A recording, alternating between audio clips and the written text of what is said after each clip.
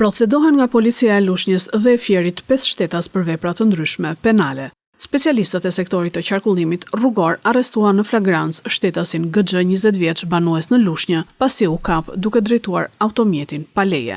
Kurse specialistët për hetimin e krimeve të komisariatit të policisë Fier referuan materialet në prokurori ku nisi procedimi penal për shtetasin AZ 50 vjeç, banues në Fier, pasi dyshohet se ka ushtruar dhunë ndaj djalit të tij.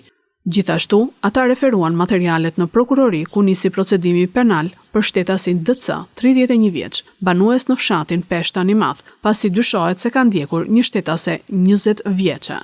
Ndërkohë, specialistët për hetimin e krimeve të komisariatit të policisë Lushnjë referuan materialet në prokurori ku nisi procedimi penal për shtetasin ZN 61 vjeç, banues në Kosovë të vogël, pasi në serën në pronësi të tij është konstatuar lidhje paligjshme e energjisë elektrike.